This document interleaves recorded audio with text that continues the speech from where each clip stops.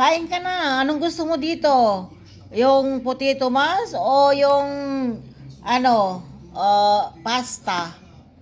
Tapos ito, ang kanyang ulam. Ito yung piniritong manok. Tapos may tinapay. Anong gusto mong ulamin? Ha? Anong gusto mong kainin? Yung pasta o yung potato mas? Ha? Mataros eh. So, ganito na lang gawin natin mga kakaaro. Bigyan natin dito sa potato mas, tapos doon din sa ayan. Dito rin sa pasta. 'Di ba? Ayun.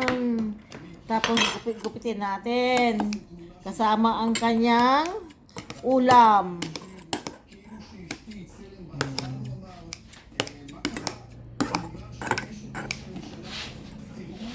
Ayan.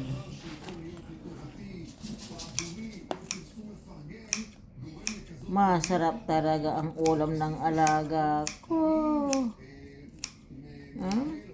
Ang inuram ko yung beef steak.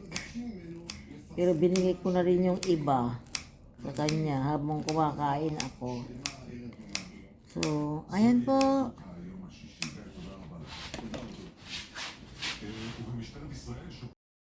Ayan ako. Haluin na natin. Oh, talagang sulit po yung dinner ng aking alaga ay.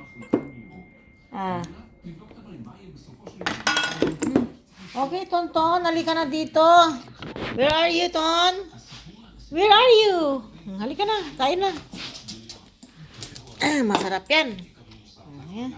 Ayan talaga, ayaw niya ng may kape na. Sige na, gwapo. Kain na. Bye-bye. Pag nagbabay na ako talaga, kakain na yan eh, oh. So, salamat po mga kakaaro. Salamat sa iyong suporta.